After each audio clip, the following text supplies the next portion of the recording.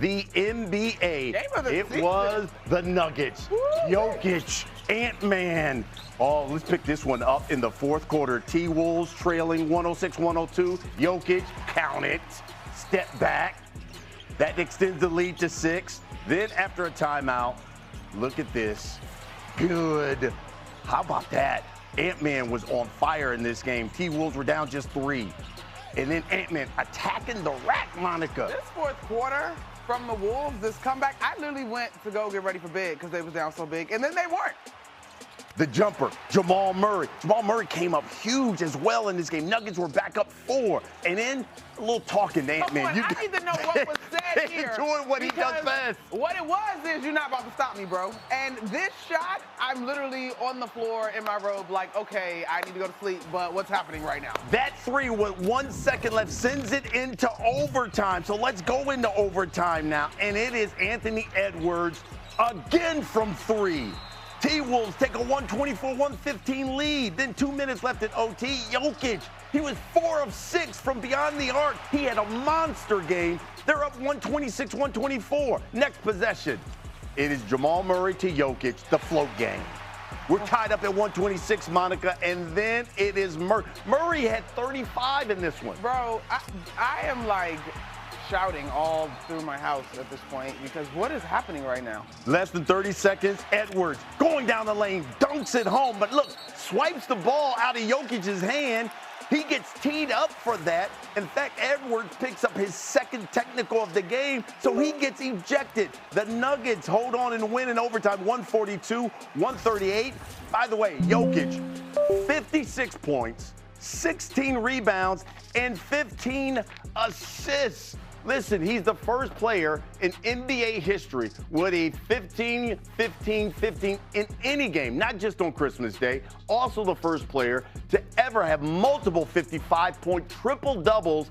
He did so 8 months ago in April. Monster game by him. All right, so we got Monica McNutt. We got Big Perk here.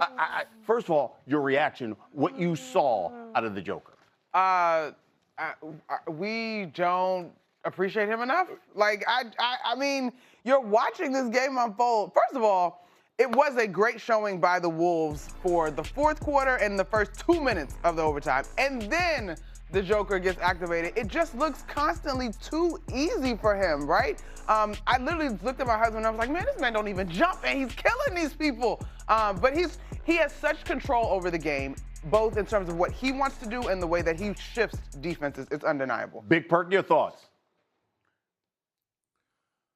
That I was watching last night an all-time great in real time, that I watched the most skilled center to ever play the game of basketball, that I watched the top 3 center dance on one of the biggest stages in the NBA, and that was on a Christmas Day, against, and it's not what you do, it's how you do it. Yeah. He was going against a very good Minnesota team that's one of the best defensive teams in the game. They threw everything at him, including the kitchen sink. And when you think about how he got it done, you could run this big fella off of pin downs. You could run pick and roll action with him being the ball handler. He mixes it up with the finesse in the inside game when he plays daddy ball. When I'm watching Jokic, I'm saying to myself, how do you stop him? And then he showed that grit last night. He was passionate. He was showing emotions, something that we never see. And I just want to say I appreciate this man. I appreciate it. First team all whack body. I appreciate it.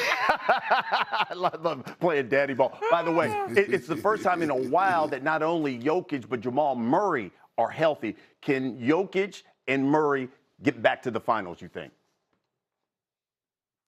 Hell yeah, they can. Especially if they're, now remind you, they won that game last night missing 2 key players in Cam Johnson and Aaron Gordon. Get those guys back.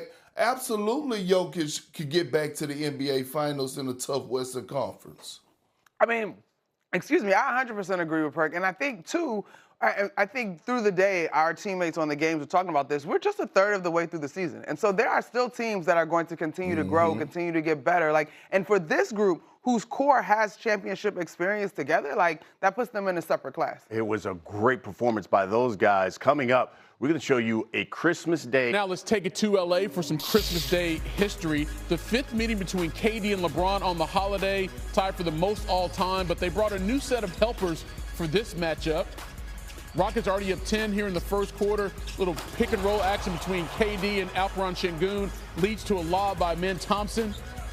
The lead is 12, and then KD for a 3. Still sporting that double-digit margin. By the way, this is the 20th Christmas game for LeBron, and he's still got more game than Santa's elves with the 3 there, then the drive with the left finish. 18 points, 5 assists for LeBron. They did not have Austin Reeves in the second half, and they needed him because KD was out here like Travis Scott in the first half, sicko mode. He had 16 the first 2 quarters. The Rockets were up 10 at the break. Third quarter we go. KD, don't act like y'all forgot.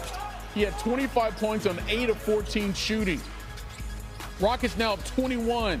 Thompson goes behind the back and then the left. How sick was he in this game? Luka, no good there. Rockets going the other way. And you give it to Thompson, pretty good chance for a finish. Big third quarter. Houston up 92-74 going to the fourth quarter. And then off the turnover, KD to Thompson. The first Rockets teammates to both score 25 points in a Christmas Day game. Thompson led all scorers with 26. Rockets never trailed. J.J. Redick, 3 straight L's for his squad. We've been a good basketball team, and we haven't. We're a terrible basketball team. And tonight we were a terrible basketball team. And that started legitimately right away. We don't care enough to, do the things that are necessary. We don't care enough to be a professional. It's, we had it. It can change like that. We don't have it right now. What I said the other night, it's a matter of making the choice. And too often we have guys that don't want to make that choice. And it's pretty consistent who those guys are. And so Saturday's practice, I told the guys, it's going to be uncomfortable. The meeting is going to be uncomfortable. I'm not doing another 53 games like this. I don't know what have to change, but definitely something needs to change. I think we've blown out the last 3 games. It definitely looks like terrible, but we got to figure out. That's the thing we have. That's what we just got to talk about it. Everybody got to talk about it. I know Jesus says it's going to be uncomfortable, so as it should be. Everybody got to give better effort, starting with me. Well, what would a Sports Center on Christmas be without a visit from Santa Perk? Kendrick Perkins joins us now. Perk, what's your reaction to what you just heard, not just from J.J. Redick, but also from Luka? Eves, you know what, man, seriously, I don't want to hear that. We already know that the Lakers don't have the personnel. They can't guard a parked car. But here's the thing, right? J.J. Redick, everybody find it cute and funny when he goes on these rants and publicly calls out his team, but J.J. Redick got to do better as well. It's always everybody else's fault, but not J.J. Redick's. That's a problem for me. And he talking about his team not being consistent, not playing hard, not doing the little things. Well, guess what? That's a reflection on the coach. When your team is not responding and your team is not putting the effort that's needed to compete at a high level, that means that they are not listening to the coach and the respect level is not there. So again, yes, do Luka Doncic have to be better? Can he stop complaining to the refs like he did all night long? Absolutely. Can LeBron James fix his damn body language and act like he's engaged in the game of basketball? Absolutely. But J.J. Redick, you could be better as well. Why are your guys not responding to you? And I'm going to say this again. I said this last night. If J.J. Redick continue to do this and continue to call out his team publicly, he's going to put himself in a more worse situation than it is now, because he's going to continue to lose the ears of that locker room. And now you wonder how the team will respond after this upcoming practice on Saturday. All right, let's take you back to the Spurs and the Thunder. And look, you've been on San Antonio for a while. They've won 3 games now over the Thunder in a span of like 13 days. I want to ask you this, though. Does this say more about the Spurs as a whole or how bad of a matchup they are specifically for the Thunder? I think it says a lot about the Spurs overall. Have they beat the champs 3 straight times? Absolutely. But they're not only a threat to Oklahoma City, they're a legitimate threat to the rest of the NBA. And we know Wemby is going to be Wemby. When you talk about a guy that impacts both ends of the floor, that is him. But when you look at their perimeter play, how big those guards are, when you look at a Dylan Harper, De'Aaron Fox, and what they're able to bring on both ends of the floor, Stephon Castle, and they play mean. They got a certain edge to them, certain type of tenacity that they just come with force. They're well coached, they're disciplined, and they play agenda-free basketball. And when you got a team that's complete from top to bottom, that play with that type of mindset. By the way, since Victor Wembanyama has came back from injury, every single game he's come off the bench. In every single game, it hasn't been a problem. That's a true leader. That's true sacrificing. And yes, the Spurs are a legit title contender. It's not just the Thunder, but it's the rest of the league. Yeah, nobody wants to see the Spurs right now for sure. Santa Perk, we appreciate you spending part of your Christmas with us, brother.